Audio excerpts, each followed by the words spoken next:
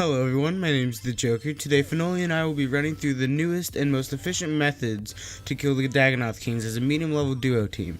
We have developed a guide that allows medium level players to camp the DKs for up to 2 hours. We hope this guide helps you out. Hey guys, it's Fanolio. So in this guide, we will quickly describe each of the Dagannoth Kings. Next, we will discuss the levels that we recommend, run through some gear setups and inventory setups, show the route on how to get to the boss room, and finally explain the actual execution of the boss fight with our new method. Lastly, we will provide some profit per hour statistics. Now on to the recommended levels. For the Ranger, 70 plus in all combat, but 80 plus range is recommended.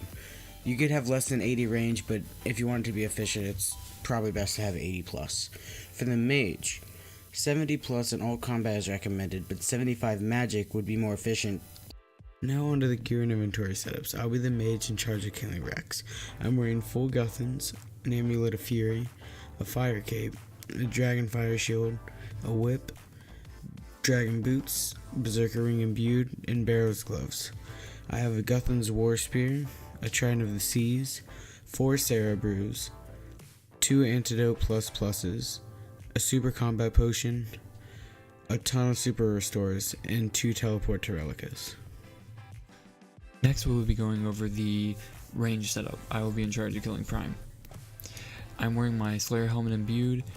If you're on task, you can wear the Slayer Helmet, obviously for the damage boost. If you're not on task, the Guthan's Helm works just fine. I have the rest of my Guthan's armor. As for the ranging gear, I have my Carol's Leather Top, Dragon Fire Shield, Rune Crossbow, Ranging Cape, which you can substitute for an Avis Accumulator, Amulet of Fury, and Broad Bolts, and then Barrow's Gloves, Guthick's D-Eyed Boots, and Archer's Ring Imbued. In my inventory, I have 3 Ceradomin Brews, a Blowpipe for healing myself, the rest of my Guthans, as I said earlier, for healing myself as well, the Rune Throne Axe. To access the boss room, you need a Rune Throne Axe, a Super Combat Potion, Ranging Potion, 2 Antidote plus pluses, and the rest Super Restores. And here I have a Relica Teleport. You'll actually bring 2 of these and then revert back one of them back to a home teleport to teleport out of the boss room. Alright, so here we are in Relica. This is kind of the starting point for heading towards the DKs. You can get here just by using a Relica Teleport. On a house tab, it brings you right to the house location. So now what we're going to do is we're going to revert this existing Relica Teleport. Yeah, that's fine. And now we have a home teleport to leave out of the DKs. And we're off.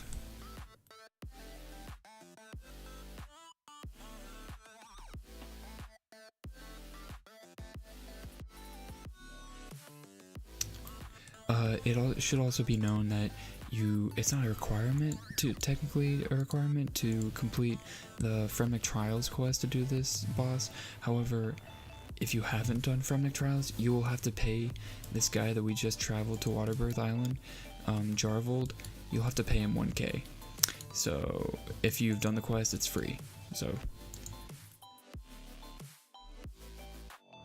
don't mind Joker, he has a skull above his head. He doesn't really want to talk about it.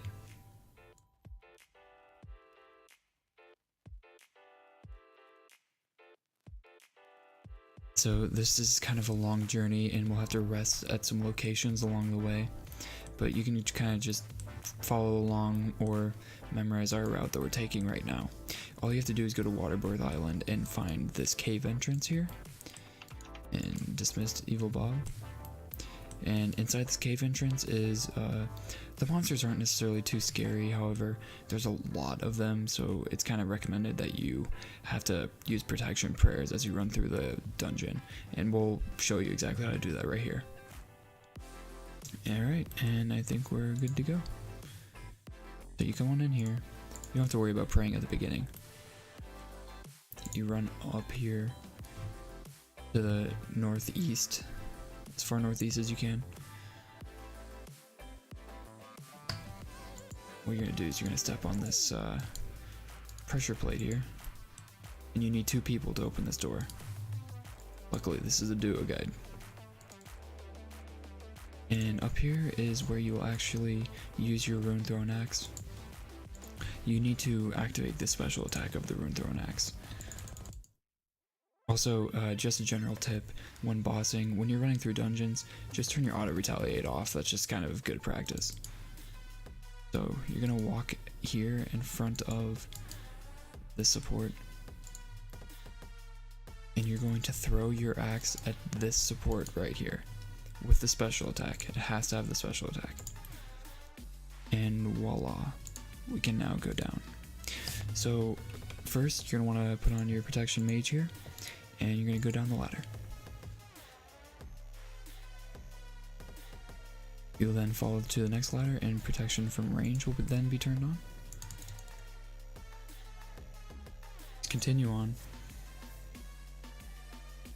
Here is one of like the benchmark resting points.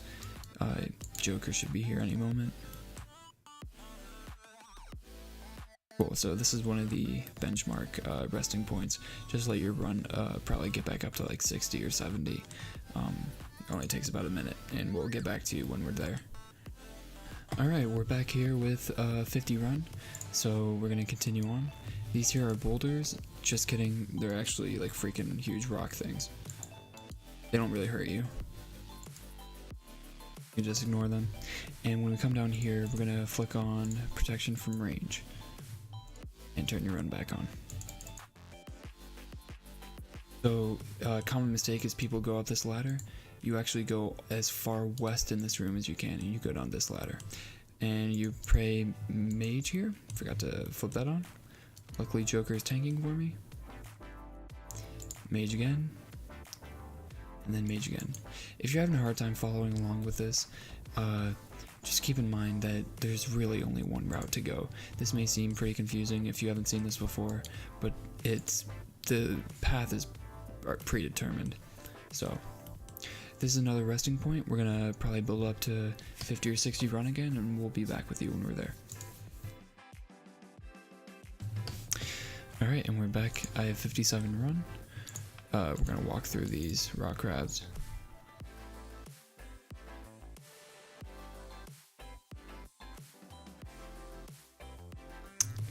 And to start off this next leg, we will be protecting from range first.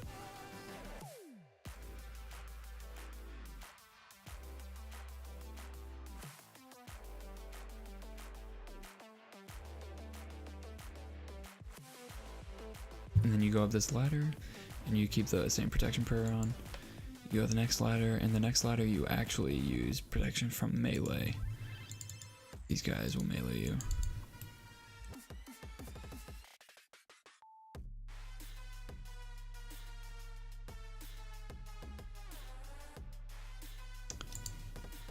So behind this ladder is kind of a safe spot, but you can also go down it, and there's another safe spot there. So I just typically use the lower one.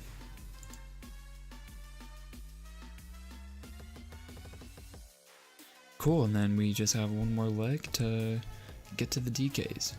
And we'll be back with you when we're around 50 run again.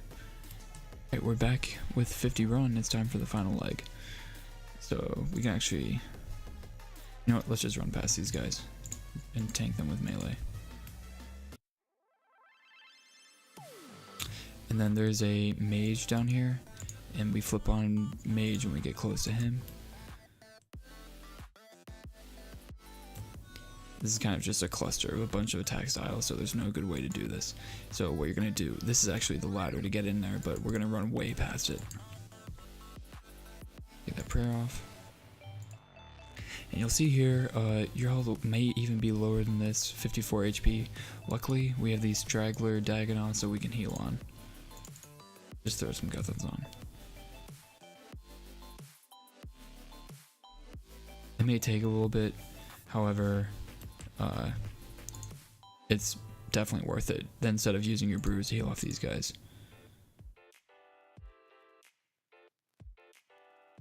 And then we'll be back with you when we have full health on healing on these Dagannoths. This is a very useful tool. This is, you have to step over this root to get into this little crevice. None of the monsters can really attack you in here. And you can peek on this crack. And if you see on your game, it will tell you the standard cave has no adventurers and the Slayer cave has one adventurer. So that's a super useful tool. And yeah, this is the ladder on how to get to the Dagannoths, and this was the route that we take. Alright, now you want to make sure you take a dose of your super combat and you're ready to run down into the lair. As you go into the lair, you want to make sure you're praying mage as well, because Prime can hit the highest out of all the DKs, so you'll just have to tank the other DKs as you kill Supreme. Also, make sure to turn your auto retaliate off. I did not in this first fight on accident, so I just started running around the cave.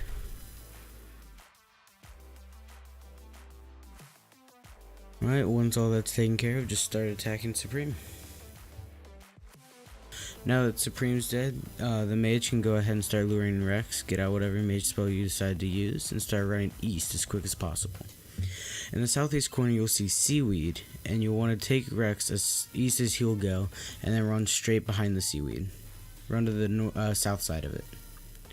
And as you do this, Rex will turn, and then you'll have him safe spotted, so you'll be able to attack him here without taking any melee damage.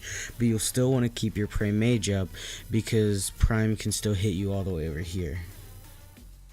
And now you just wait to dwindle down his health. Now that Rex is really low, you'll want to yell to the ranger and let him know. So when he starts getting Prime low, you can kill them at the same time, or as close to the same time as possible. And at this point, as the mage, if you want to get some health back, you can put on your Guthans and get any of the Spinlops that are on the shore. But if any of the Spinlops are sitting on top of the seaweed, you want to be careful because Rex can hit you if you attack them. Alright, now that he said Prime is about to die, I can go ahead and start finishing off Rex. Sometimes it doesn't happen at the perfect timing, but that shouldn't be a problem. They have quite a long spawn time. Alright, once both of your DKs down, you can start running towards Supreme and make sure to put on prey range. Also at this time while you're fighting Supreme, if you need some health back, you can throw on Guthans while meleeing him. But the reason we want to kill these DKs at the same time and start attacking Supreme by himself is that way we're able to tank all of the DKs and not have to bring as much food, and we're able to stay as long as we have prayer pots. Now that we've killed Supreme, we can go ahead and start running to the east of the island after we pick up any items we want. And once we start running east, I'll show you where the ranger sits. There's a thing of seaweed here in the northeast corner. You're free to stand one spot off of that seaweed and attack Prime. But if you go too far out and Supreme happens to spawn, he may get on you and start attacking you. So you just want to make sure you're one square around that seaweed there. Starts again. And we go up, pray mage, get on your mage weapon and start attacking Rex. And again, you want to bring him to the east of the island and get south of the seaweed. And you can see Fanolio over there sitting one square away from his seaweed. And now we have Rex lured again.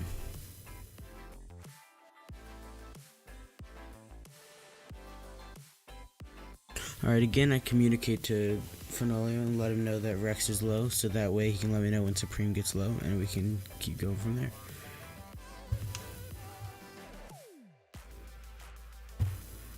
Alright, I'm over here just to show you what it looks like from the ranger's perspective.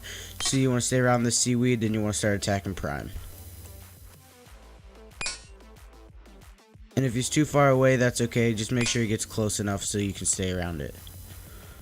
Now, you just start attacking him until he gets down to low health. Alright, Rex is one hit. And yours. Yep. Eat it.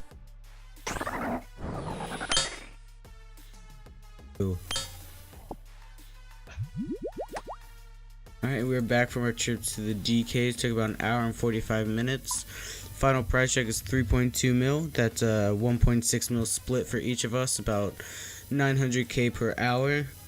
We got 2 rares, a berserker ring and a dragon axe. Sadly, the berserker ring was the only really expensive one, but this is what you can expect out of an average trip. So that's about it for us. Thank you for watching our updated 2018 Dagannoth King guide. Have a good day.